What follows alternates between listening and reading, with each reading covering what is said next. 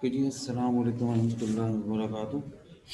अल्लाह से दुआ है कि हम सब खैरियत से हों, आने वाले वक्तों में भी सब खैरियत से रहें। जनाब, सबसे पहले पेज नंबर 180 पर आप आ जाइए ताकि MCQs चैप्टर नंबर 5 की आप लगा सकें। सॉरी, चैप्टर नंबर 7 की। चैप्टर नंबर 7 हमने कल ख़त्म किया था, तो उसकी MCQs हम देख लें। और पेज नंबर 180 पर आपको MCQs नज़र आ जाएंगी। पहली MCQs है जी, at what stage of mitosis are chromosomes arranged along a plan, the midline of the cell? तो मिडलाइन पर हमारे कौन से स्टेज में माइटोसिस है कि जिसमें क्रोमोसोम अरेंज होते हैं? एनाफेज है, टेलोफेज है, मेटाफेज है या इंटरफेज है? यकीनन आपको आइडिया होगा। हमारी मेटाफेज सी, कुछ सही है, रीना ने सही कहा, सी इसका आंसर है, metaphase. Number 2, a diploid cell contain in its nucleus, diploid nucleus में chromosome number an even number of chromosome, an odd number, one copy of each homologous, either an even or odd of chromosome। Diploid cell में जो है वो ए even number यानी 2, 4, 6, 8 ये हमारे पास होते हैं। अलीना ने भी दोबारा अगेन जवाब दिया, किसी और ने नहीं दिया। भाई क्या बात है, कहाँ? ठीक है जी, बिल्कुल अलीना ने सही कहा जी। नंबर 3 है हमारी MCQ, synthesis of new DNA occurs. हमारे डीएनए नया जो बनता है वो क्या प्रोफेज 1 में है या इंटरफेज या माइटोसिस या साइटोकाइनेसिस? तो आंसर है इसका बी है जी। अलीना आंसर नहीं दिया, बी है इंटरफेस। उसमें हमारा डीएनए जो डीएनए वो फॉर्म होता है। उसके बाद नंबर 4 की बात करें, इंटरफेस कंसिस्ट ऑफ फॉलोइंग सब stages, the correct sequence. Interface में हमारे पास सीक्वेंसिंग सब स्टेजेस की क्या होगी? G1 G2 S या S G1 G2 या G1 S G2 या और? सी आंसर है जी। कश्यप ने कहा, आयशा ने बिल्कुल ठीक कहा जी। 4 का आंसर सी है, G1 S और G2। Number 5, down syndrome is an example of, कल पढ़ा था हमने, ट्राइसोमिक, मोनोसोमिक, न्यूक्लियोसोमिक या नॉन? ए आंसर है जी, बिल्कुल ठीक है लीना का, आयशा का, ट्राइसोमिक होता। नंबर 6 है टाइप ऑफ ऑर्डरली और प्रोग्राम सेल डेथ। ऑर्डरली या फिर प्रोग्राम सेल डेथ नेक्रोसिस में होती है, एप्टोसिस में या सिंथेसिस में या माइटोसिस में? आंसर नहीं आया, बी इसका आंसर है, एपोप्टोसिस। ठीक है जी, 6 का आंसर है बी। नंबर 7, meiotic prophase 1 सब stage where terminalization take place। 7 में हम देखते हैं कि जी सब स्टेज जो प्रोफेज की है उसमें कौन सा एंड हमें नज़र आ रहा होता है? लैक्टोटीन में आता है, पैकेटीन में, डिप्लोटीन में या डाइकाइनेसिस में? तो इसका आंसर है डी, यानी कि डाइकाइनेसिस में आता है। ठीक है। नंबर 8, meiotic prophase 1 सब stage where chiasmata are found। Prophase 1 में कौन सी स्टेज है जिसमें chiasmata बनता है? नंबर सी, डिप्लोटीन में chiasmata फॉर्म होता है। नंबर 9 है जी, in animals the mitosis, mitosis animal cell में कैसी होती है? Amphiastral, anastral, multiastral या नो एस्ट्रल? ए आंसर इसका ठीक है बिल्कुल जी अलीना। आंसर लास्ट का आंसर है ए। ठीक है जी, तो हमने अब MCQs डिस्कस कर ली। तो अब आप आ जाएं, पेज नंबर हमारा है कौन सा है जी, 200 कुछ था, 205।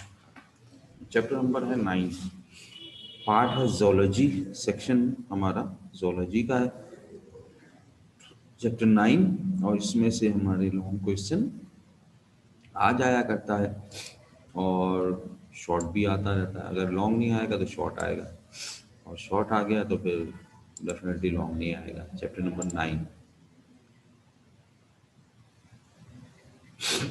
अच्छा, मैं अभी पूछ लेता हूँ, वो नमाज़ पढ़ने गए, फिर उनसे पूछ लेता हूँ, कल का रिकॉर्डेड लेक्चर शो नहीं हो रहा।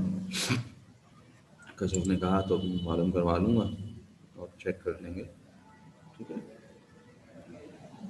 अच्छा जी, सबसे पहले हम बायोटेक्नोलॉजी, तो बायोटेक्नोलॉजी को सबसे पहले यूज़ किया कार्ल रिक ने 1917 में, 1917 में। और हम असल में बायोटेक्नोलॉजी को अपने लिए इस्तेमाल करते हुए नज़र आते हैं कब से, 19वीं सदी के शुरू से ही। तकरीबन सेवेंटीज़ में जाकर हमारी ये टेक्नोलॉजी, बायोटेक्नोलॉजी बहुत ज़्यादा उरूज पर हमें नज़र आती है। और आजकल तो हम उसको बहुत ज़्यादा यूज़ भी कर रहे हैं। मेंडल सबसे पहले हमारे, हम चैप्टर 6 में पढ़ेंगे उनके बारे में थोड़ा सा, और फिर 8 में ज़्यादा डिटेल में पढ़ेंगे, उनके लॉ वगैरह पढ़ेंगे। तो Mendel actually father of genetics कहलाते हैं। इन्होंने हमारी पूरी जेनेटिक्स को चेंज कर दिया। इन्होंने अपने लिए वहाँ हेरिडिटी में, या जो करेक्टर को ट्रांसफ़र किया जाता है, वो ट्रांसफ़र करेक्टर करने वाले जीन का नाम नहीं दिया, बल्कि इन्होंने कहा कि फैक्टर्स होते हैं, और फैक्टर्स जो हैं वो ट्रांसफ़र करते हैं। तो इन्हें तो उस वक्त आइडिया नहीं था, तो बाइनोकुलर भी इतनी एडवांस नहीं थी और टेक्नोलॉजी भी इतनी एडवांस नहीं थी। तो इन्होंने अपने जो साइंटिफिक रिजल्ट थे उनमें जिक्र करते हुए थ्योरी जो पेश की, उसमें आपको नज़र आएगा लफ्ज़ फैक्टर का। फिर सेवेंटीज़ में, 1970s में हमारी बायोटेक्नोलॉजी में एक टर्न आया, और वो टर्न था रिकम्बिनेंट टेक्नोलॉजी का। यानी डीएनए को हम रिकम्बाइन करके यूज़ करते थे। तो बायोटेक्नोलॉजी असल में तो हमारे भले के लिए है ना। The application of scientific and engineering principle to obtain useful product from living organism is called biotechnology. तो हम अपनी साइंटिफिक स्टडीज़ को इंजीनियरिंग प्रिंसिपल के साथ मिलाकर अपने लिए, अपनी जो भी लिविंग ऑर्गेनिजम्स हैं उनको हम इस्तेमाल कर लेते हैं, और हम इस्तेमाल करते हुए बायोटेक्नोलॉजी को प्रमोट करते हैं। अभी लिविंग ऑर्गेनिज्म ज़्यादातर तो हमारे माइक्रोस्कोपिक ही हैं।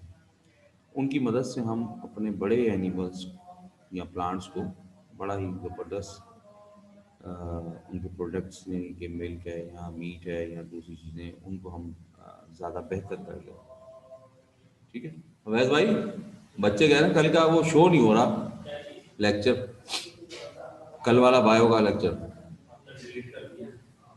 बेटा वो तो डिलीट हो गया होगा, 3 बजे से पहले पहले ही शो हो रहा होगा, और अब डिलीट कर गया। अब अगर आपको रिक्वेस्ट करनी है तो नीचे कॉल करके सर को, सुहेल साहब को, तो फिर वो ऊपर इनको बोलेंगे आईटी वालों को, तो वो दोबारा से उसको अपलोड कर देंगे। वैसे टाइमिंग यही होती है, क्लास के बाद जो है वो विद इन आवर उसको अपलोड कर दिया जाता है, और नेक्स्ट डे 2, ढाई, 3 बजे तक उसको डिलीट कर दिया जाता है। कुछ लेक्चर ऐसे हैं जो पुराने, जो सर के इसी तरह जैसे आपने रिक्वेस्ट कर दी तो वो अपलोड हो गए और पढ़े, वरना ज़्यादातर जो नॉर्मल हमारा क्राइटेरिया वो यही है कि अपलोड करने के बाद उसको नेक्स्ट डे को डिलीट कर दिया जाता है। ठीक है।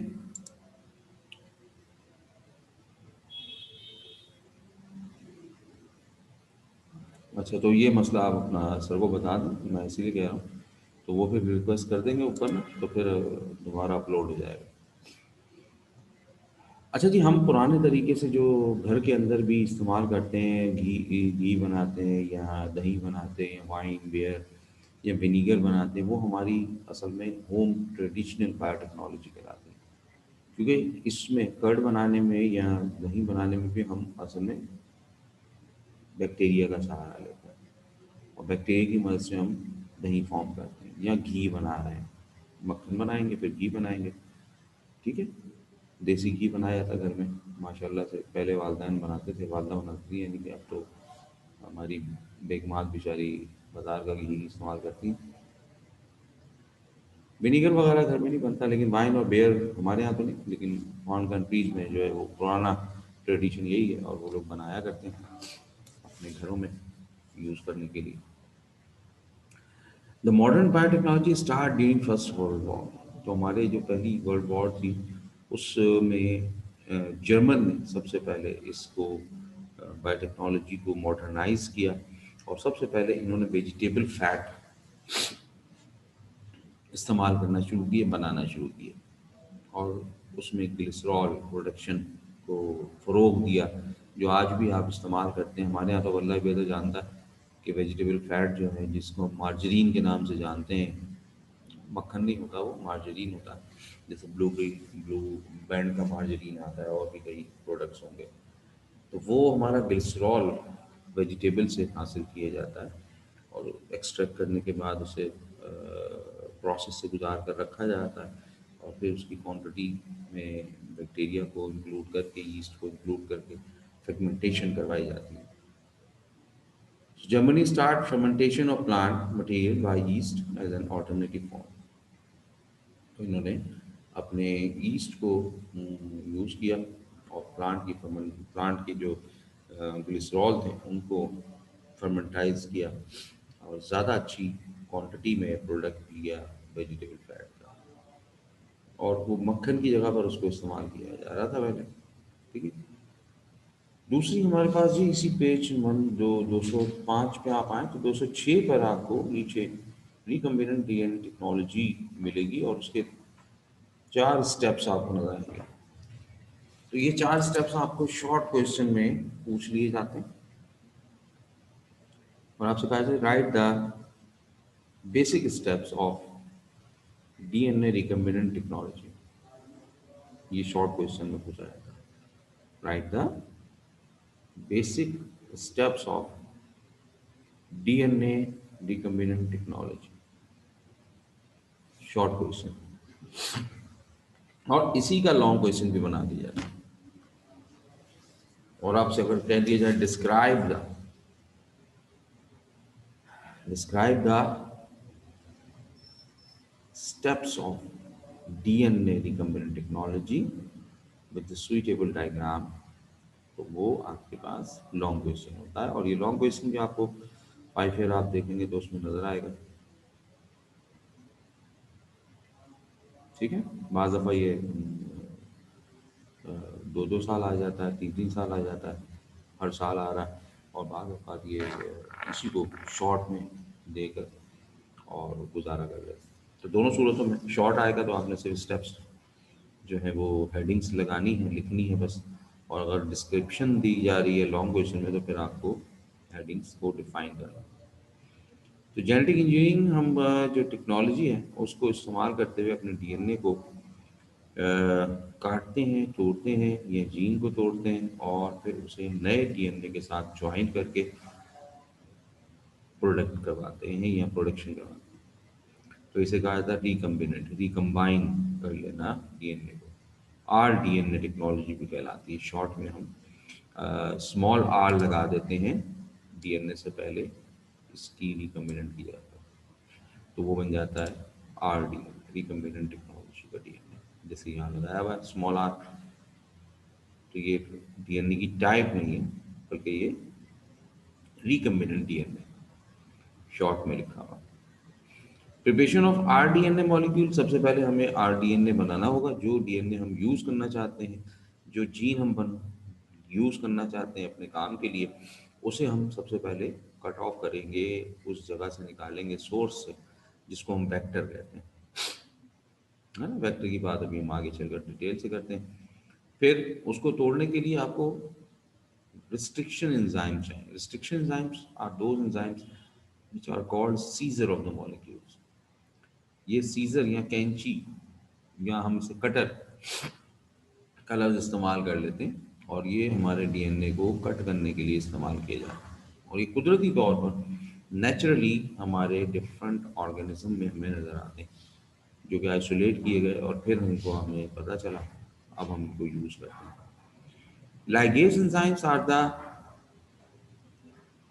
ज्वाइनर, ज्वाइन करने वाले, जोड़ने वाले, स्टिक करने वाले। तो ये एंजाइम अलग होते हैं, तोड़ने वाले या काटने वाले अलग होंगे और फिर उनको जोड़ने वाले डीएनए को वो लाइगेज एंजाइम बोलेगा।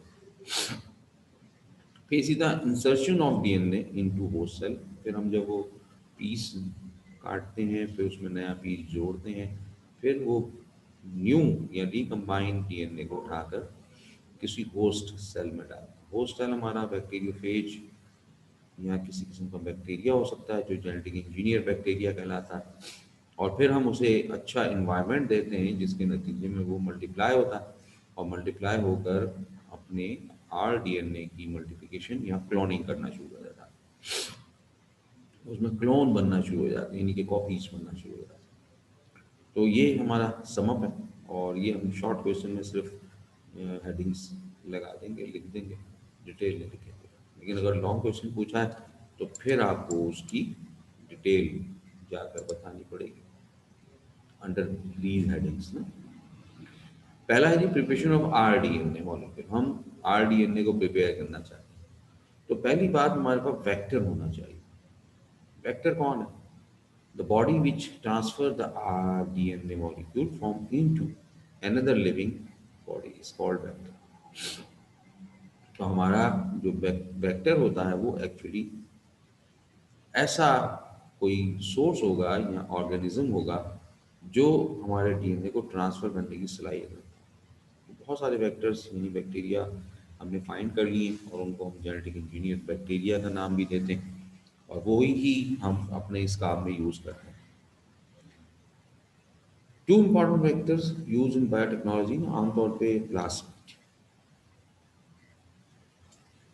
हम बैक्टीरियोफेज। प्लास्मिड क्या होता है जी? प्लास्मिड एक्स्ट्रा जेनेटिक मटेरियल है हमारे बैक्टीरिया का। और बैक्टीरियोफेज तो आपने सुना ही होगा, जो बैक्टीरियोफेज हमारा बैक्टीरिया है जिसे बैक्टीरियोफेज वायरस खाया भी करता है, उसे हम जनरली बैक्टीरियोफेज कहते हैं। अब ये देखिए, इसमें हम ये काम सिंपली अभी हम आपको दिखा रहे हैं कि सिंपली हम डीएनए फ्रेगमेंट हमने लिया। मिसाल के तौर पे हम अपना इंसुलिन बनाना चाहते हैं ह्यूमन का, तो हमने ह्यूमन के पेंक्रियाटिक सेल से जीन ले लिया जो इंसुलिन बनाता है, उसका पीस डीएनए का, और उसे उठाकर हमने वेक्टर के प्लास्मिड के साथ ज्वाइन कर दिया। ये ज्वाइन हो गया। तो ये ज्वाइन होने के बाद अब ये कहलाएगा रिकम्बाइंड डीएनए या आरडीएनए। ठीक है, सिंपल वे में ये भी हम डायग्राम उसको पूरी अलग से दिखाते हैं। प्लास्मिड हमने भी बात की थी कि छोटा small extra chromosomal circular DNA carries one और मोर जीन। प्लाज्मिड में एक जीन भी हो सकता है, एक से ज़्यादा जीन भी हो सकते हैं। ये क्रोमोसोमल सर्कुलर है, गोल, ठीक है, जो हमारे बैक्टीरिया में प्रेजेंट होता है। Plasmid ring is cut open by restriction enzyme. इसको हम ओपन करते हैं कट लगाकर, और ये काम हमारे रिस्ट्रिक्शन एंजाइम्स का ही होता है। रिस्ट्रिक्शन एंजाइम ही इसको कट लगाकर स्पेसिफिक जगह से कट कर सकते हैं। ऐसा नहीं हो सकता कि हमारा एक एंजाइम जो है वो सारे ही काम कर ले। हर एंजाइम अलग अलग जगह से कट करने वाला या सीजर, और वो अलग अलग जगह से कट करके हमारे डीएनए को कट कर सकता है, तोड़ सकता है डिफरेंट फ्रेगमेंट में। और फ्रेगमेंट बनाने के लिए हर एंजाइम की एक अपनी एबिलिटी होती है। DNA fragment is mixed with the open plasmid ring. हमने डीएनए ये ओपन कर दिया, इसको उठाकर इसमें डाल दिया। ये हमारा डोनर डीएनए जिसमें मैं अभी बात कर रहा था कि जी सपोज हम अपना इंसुलिन का डीएनए या जीन ले लेते हैं, तो उसके हमने छोटे छोटे फ्रेगमेंट्स कर दिए। इधर से हमने वेक्टर्स से उसका रिंग प्लास्मिड ले लिया, इसे बाहर निकाल लिया, और बाहर निकाल के इसके भी कट लगा दिए। ये जो कटिंग की जा रही है ये रिस्ट्रिक्शन एंजाइम कर रहा है, और ये रिस्ट्रिक्शन एंजाइम जो होगा वो स्पेसिफाई होगा। क्यों? क्योंकि हर एंजाइम का अपना एक कोड को काटने का तरीका है, ए ए टी टी या टी टी ए ए। ठीक है, ये क्या चीज़ है? किसी को मालूम? ये हो गया या ये हो गया? हाँ जी, कैसे मालूम है? ए ए टी टी या टी टी ए ए? जी, कौन बता रहा है?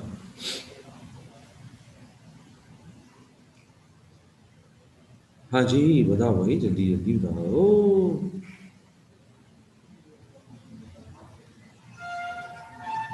क्या हुआ? कहाँ गए सब?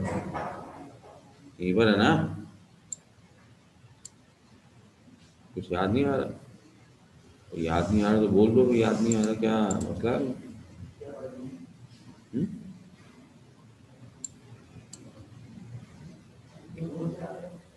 थायामीन, अफसाने का जी, टी का मतलब है थायामीन, ए का मतलब है एडेनिन, हाँ, जी का मतलब है ग्वानिन, सी का मतलब है साइटोसिन। ये चार हमारी नाइट्रोजन बेस होती हैं जो कोड बनाती हैं, और ये नाइट्रोजन बेस हमारे डीएनए के स्ट्रक्चर में हम पढ़ेंगे भी, है ना?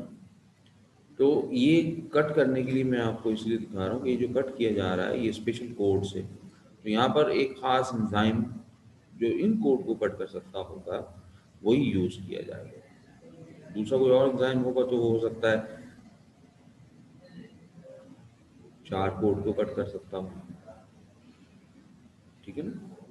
यहाँ पे दो पेयर है ना, वहाँ पे चार पेयर को कट कर सकता हो, तीन पेयर को कर सकता हो। तो ये रिस्ट्रिक्शन एंजाइम की है, अलग अलग क्वालिटी है, और अलग अलग एंजाइम हमें फाइंड कर चुके हैं दुनिया में, और उनसे हमें आइसोलेट होने के बाद अंदाजा होता है। The gene of choice attach itself to the sticky end. Sticky end कौन सा होगा? जो प्लास्मिड पे कट लगाया है वो कट, और ये कट, इन दोनों में आपस में अटैच होने की सलाहियत होनी चाहिए, ठीक है? वरना ऐसा नहीं हो कि यहाँ के कोड ऐसे हों जो यहाँ अटैच ना हो सके, वरना फिर ये काम नहीं हो पाएगा, ठीक है? तो ये कोड्स जो भी होंगे उन कोड का अपोजिट कोड यहाँ होना चाहिए। इसे हम स्टिकी एंड या ओवरहैंग्स का नाम देते हैं। स्टिकर होता है ना, जैसे हम लोग स्टिकर यूज करते हैं, तो उसके ऊपर से एक पेपर को उतारते हैं और फिर वो स्टिकर के नीचे से एक टेप लाइक स्ट्रक्चर निकलता है और वो चिपकता है, तो उसे आप कहते हैं स्टिकी एंड, ठीक है? तो यहाँ पर भी स्टिकी एंड होना लाजमी शर्त है।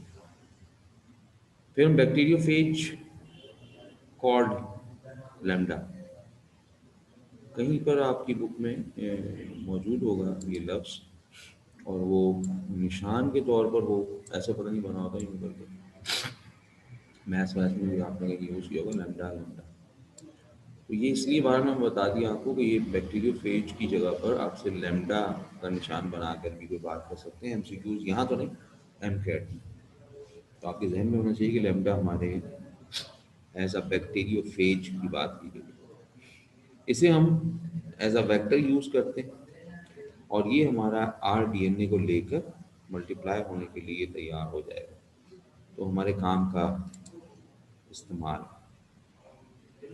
रिस्ट्रिक्शन एंजाइम्स हमारे पास बात करते हैं, जो हमने अभी आपसे कहा था कि 70s में हैमिल्टन डी स्मिथ ने आइसोलेट किया था पहला रिस्ट्रिक्शन एंजाइम, और उसके बाद बहुत सारे एंजाइम्स को हमने आज तक फाइंड किया है, आइसोलेट किया है, और इसे हम एज अ सीजर के नाम से जानते हैं। मॉलिक्यूलर सीजर, मॉलिक्यूलर सीजर का मतलब मॉलिक्यूल को, डीएनए के मॉलिक्यूल को कट करने वाला,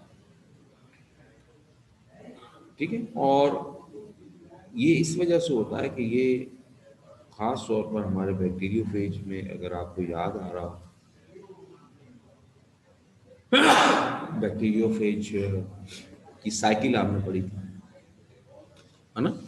तो उस साइकिल में आपने हमारे बैक्टीरियोफेज को देखा था कि वो हमारे बैक्टीरियोफेज वायरस ने डीएनए को कट करके और अपनी मर्जी से अपने वायरस बनाना शुरू कर दिए, तो वहाँ उसके पास ये रिस्ट्रिक्शन एंजाइम बहुत थे, ठीक है? तो इसीलिए हमने ये चॉइस किया बायोटेक्नोलॉजी में, और रिस्ट्रिक्शन एंजाइम को बहुत ज़्यादा यूज़ करते हुए उसका आइडिया लगाया, देखा कि ये क्या करता है। These enzymes cut a source of DNA molecule into small pieces. जैसे ये पीस बना है ना, इसी तरह ये कट करता है, हमारे गैप बना देता है हमारे वेक्टर डीएनए में या प्लास्मिड में। इसका डीएनए कट करने के लिए एंजाइम अलग यूज हो रहा है, इसके लिए आपके पास एंजाइम रिस्ट्रिक्शन एंजाइम वो अलग यूज हो रहा है। ठीक है, और ये रिस्ट्रिक्शन एंजाइम वो कट लगा देता है। फिर कट लगाने के बाद हम आगे चलते हैं और अपने इस टेक्नोलॉजी को रिकम्बाइन करते हैं, दोनों को जोड़ते हैं। ये ओवरऑल है।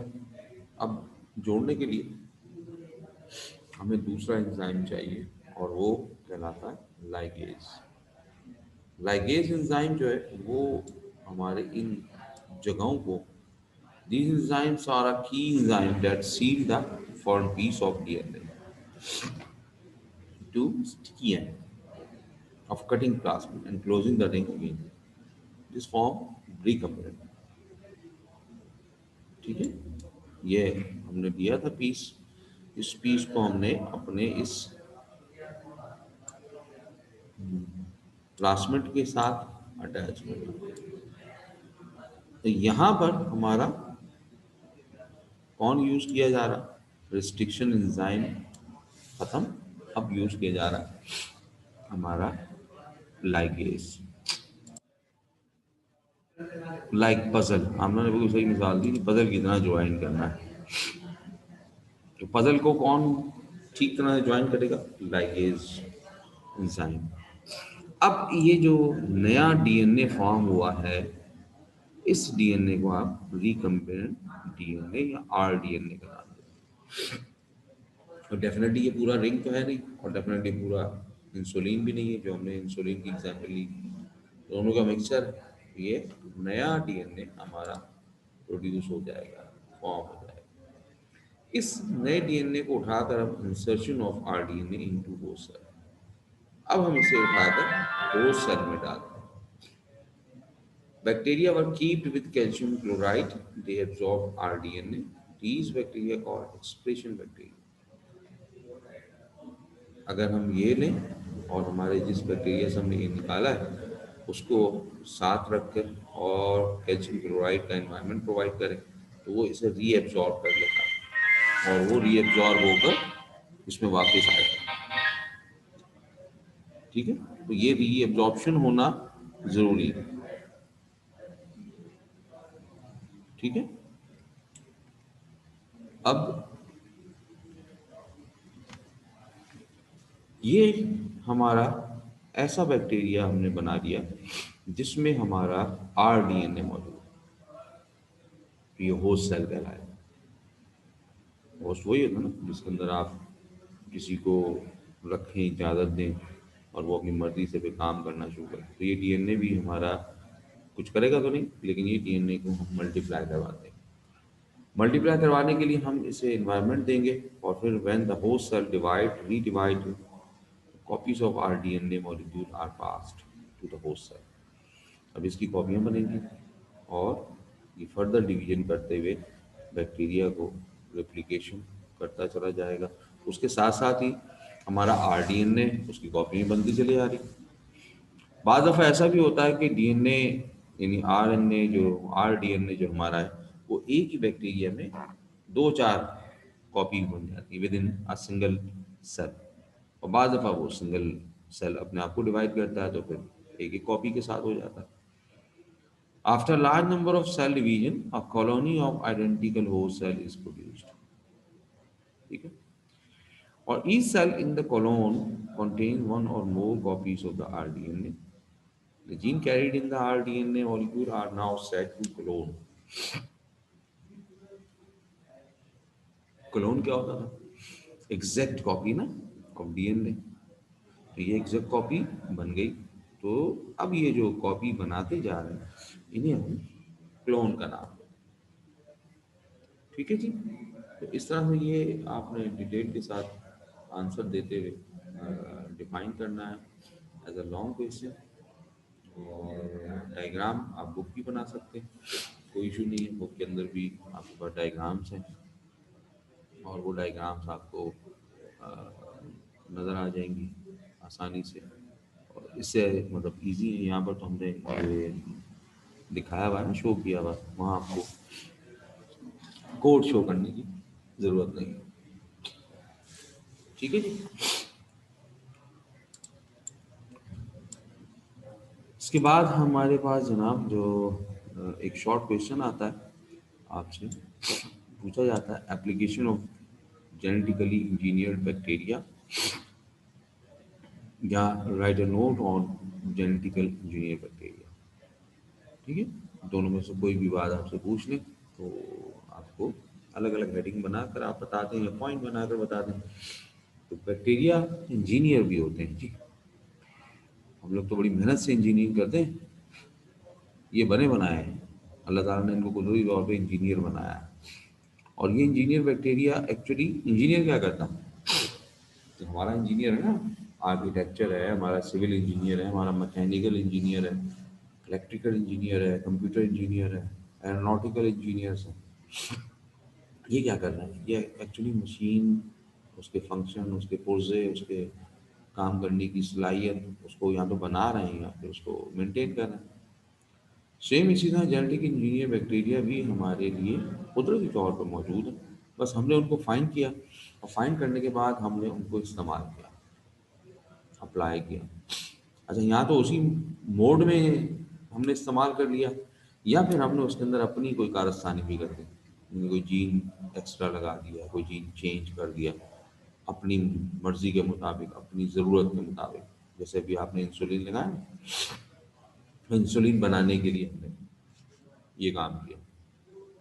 तो इसी तरह से हमने बहुत सारे जेनेटिक इंजीनियर बैक्टीरिया को यूज़ कर रहे हैं आजकल के ज़माने में, like in agriculture these bacteria can be used to promote the health of plants in different ways। हम डिफरेंट बैक्टीरिया जो हैं हमारे जेनेटिक इंजीनियर, वो हमारे प्रमोट करते हैं, उसको देख रहे होते हैं प्लांट्स को। तो हमने उनको चेक किया, अब हम मिल गए वो, लाइक आपने याद होगा नाइट्रोजन एब्जॉर्ब करने वाले बैक्टीरिया हैं, तो वो हम फिर उनको अपने पास ग्रो कराते हैं अलग से और फिर अपनी फसलों में डाल देते हैं ताकि हमारी फसलें अच्छी हो जाएं। Some bacteria which live on plant transform frost plus to frost minus bacteria। frost plus frost minus, हमारे पास वो बैक्टीरिया जो हमारी आइस को, यानी फ्रॉस्ट को बनाते ही ना बिगाड़ते हैं, यानी कि पिघलाते हैं। तो वो हमारे जो नॉर्दर्न एरियाज के प्लांट्स हैं, यहाँ बहुत दूर कहीं नॉर्थ पोल के आसपास कोई प्लांट है, तो उनके तो सारा दिन ऊपर नीचे सब जगह बर्फ़ ही है ना, तो उनकी बॉडी में, यानी प्लांट के अंदर आपको बर्फ़ नहीं मिलती। तो उसकी बेसिक वजह है कि वहाँ जो हमारे फ्रॉस्ट प्लस और फ्रॉस्ट माइनस बैक्टीरिया हैं, वो वहाँ बर्फ़ को जमने नहीं देते, या जहाँ ज़रूरत पड़ती है वहाँ बर्फ़ को जमा भी देते हैं, प्लांट की बॉडी के अंदर, आउटसाइड। ये भी हमें नज़र आते हैं और इनको भी हम यूज़ कर सकते हैं कहीं पे भी। Some bacteria produce insect killing toxin in plants. कुछ बैक्टीरिया हमने देखा है कि वो इंसेक्ट किलिंग टॉक्सिक मटेरियल बनाते हैं। ये इंसेक्ट किलिंग जो मटेरियल है लिक्विड, ये हमारे पास काम आता है।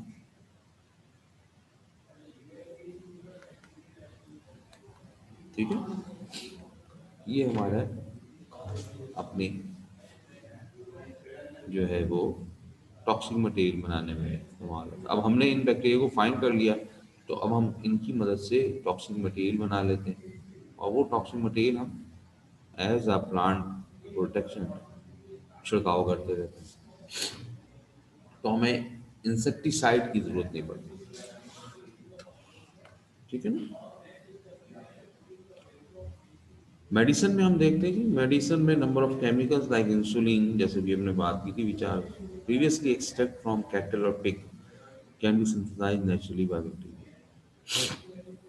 पहले हम क्या करते थे, हम कैटल या पिग के पेंक्रियाज को लेते थे, उसको एक्सट्रैक्ट करते थे और उसमें से हम इंसुलिन को निकाल कर यूज़ करते थे।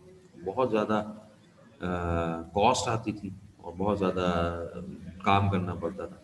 लेकिन अब नेचुरली अब रिकम्बिनेंट टेक्नोलॉजी की मदद से हम बड़ी आसानी से इंसुलिन फॉर्म कर लेते हैं और इंसुलिन का जो जीन है उसे लेकर रिकम्बाइन करवा लेते हैं। ह्यूमन ग्रोथ हार्मोन हम पहले हासिल करते थे पिट्यूटरी ग्लैंड ऑफ कैडेवर्स, मुर्दा इंसानी जो जिस्म है, डेड बॉडीज जिसे आप कहते हैं, उनमें से हम पिट्यूटरी ग्लैंड निकालते थे और 50 ग्लैंड की मदद से हम एक डोज बनाया करते थे। तो लंबा काम है ना, मेहनत तलब, महंगा भी होगा। अब हम ये काम आसानी से रिकम्बिनाइंग टेक्नोलॉजी से जीन को जोड़ा और अपने लिए ग्रोथ हार्मोन बना लिया। Bovine hormones are synthesized by genetically engineered people. They produce 25% more milk. याद है आपने सुना होगा, गाय भैंसों को इंजेक्शन लगा के दूध की क्वांटिटी बढ़ा ली जाती है, तो उसमें असल में बोविन हार्मोन होते हैं जो दूध फॉर्म करने के लिए मिल्क फॉर्मेशन में इस्तेमाल होते हैं। तो ये हमने अब जेनेटिक इंजीनियर बैक्टीरिया से बनाकर और उनको खाने के तौर पे ग़िज़ा में डाल देते हैं या इंजेक्शन के तौर पे लगा देते हैं, तो हमें दूध जो है ज़्यादा क्वांटिटी में मिल जाता है। Some growth hormone can be given to farm animals to produce a linear meat. ये जो हम बड़े बड़े जानवरों को देखते हैं ना, ईद के दौरान खूबसूरत जानवर बड़े बड़े फूले हुए, ये सब ग्रोथ हार्मोन की पैदावार है। इनको अब 6 महीने के लिए अगर लेकर रख लेना आप और इनको नॉर्मल ग़िज़ा फराहम करें, तो ये नॉर्मल ग़िज़ा हासिल करके ये नॉर्मल हो जाएंगे बिल्कुल, ये फूलेंगे नहीं कभी। तो इनको जो है वो ग्रोथ हार्मोन खिलाया जाता है। Some genetically engineer bacteria are use to produce phenylalanine to make a sweetener called NutraSweet. ये एमसीक्यूज में कोई पूछा जाता है, हम यहाँ एक्सरसाइज में भी हमें मिलेगी। न्यूट्रास्वीट एक हमारी नेचुरल स्वीट होती है, फ्रूट से हम हासिल कर सकते हैं, जैसे गन्ने से हासिल करते हैं। इसी तरह से जो दूसरे फ्रूट से स्वीट हासिल होती है, तो वो ज़रा कम मीठी होती है, लेकिन वो शुगर के मरीज भी इस्तेमाल कर सकते हैं। उसी को हमने न्यूट्रा स्वीट को हमने बना लिया। चीकू चाय में डाल के खा लेते हैं लोग और शुगर के पेशेंट, तो इसमें शुगर की क्वांटिटी ज़रा मतलब कम होती है, होता मीठी है। ठीक है। फिर इसके अलावा degradation of chemicals, genetical engineer bacteria are use to degrade chemical such as oil eating bacteria. तो हमें अब ये भी अंदाज़ा है कि जब हम ऑयल फाइंड करने जा रहे होते हैं, ऑयल का कुआं तलाश कर रहे होते हैं, तो सबसे पहले हम ये देखते हैं कि वहाँ पर ऊज है कि नहीं। ऊज हमारे ऑयल ईटिंग बैक्टीरिया, उनकी बाकियात अगर हमें मिल जाए तो हम समझते हैं कि नीचे ऑयल मौजूद होगा, लेकिन अगर नहीं मिली तो फिर समझ जाते हैं कि यहाँ पर अब बाकियात नहीं है, तो ऑयल भी नहीं मिलेगा, तो हम ज़्यादा डीप में नहीं जाते। तो इन ऑयल ईटिंग बैक्टीरिया को हम यूज़ करते हैं, अपने पास हमने इनएक्टिव फॉर्म में रखा, और फिर जब हमें ज़रूरत पड़ी, यानी कि लाइक अगर आपने सुना होगा कि शिप वगैरह ब्रेक हो गई जो ऑयल लेकर आ रही थी, तो समंदर में पूरा ऑयल फैल जाता है या साहिलों पर फैल जाता है, तो उस पर हम ये पाउडर डाल देते हैं इसका, इनएक्टिव बैक्टीरिया का, जो वहाँ मिलते ही उनको ऑयल मिलते ही वो एक्टिव हो जाते हैं और फिर ऑयल को खाना शुरू कर देते हैं, हमारी क्लीन हो जाता है, हमारी सफाई हो जाती है। फिर इसके अलावा mineral extraction, some genetical engineer bacteria are being used to extract copper, uranium, gold from their low grade source.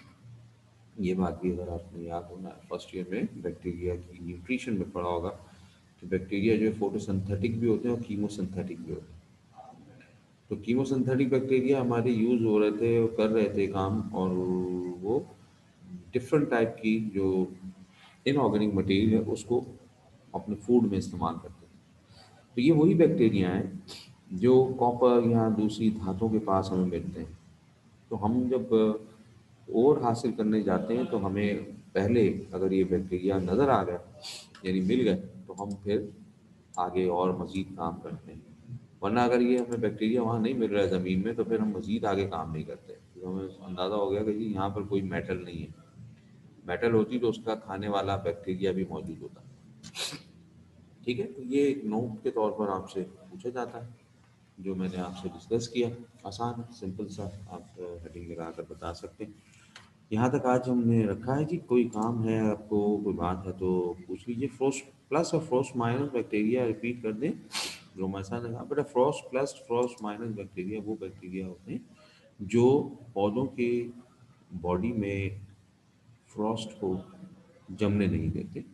Frost minus, Frost plus जो है उसकी बर्फ को ऊपर की तरफ यानी बॉडी आउटसाइड वहां प्रोड्यूस कर देते हैं, वहां जमा देते हैं। तो इस तरह बॉडी के अंदर जो है वो फ्रॉस्ट नहीं जमती या बर्फ नहीं जमती। ये बहुत ज़रूरी है, और ख़ास तौर पे उन जगहों पर जहाँ पर हमारे बर्फानी जगह है, यानी कि माउंटेन एरिया, वहाँ इनका होना ज़रूरी है। ठीक है,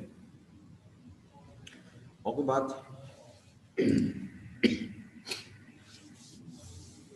चलें जी, बाकी सब कोई बात अगर पूछना है तो पूछ लें अगले 2-4 मिनट में।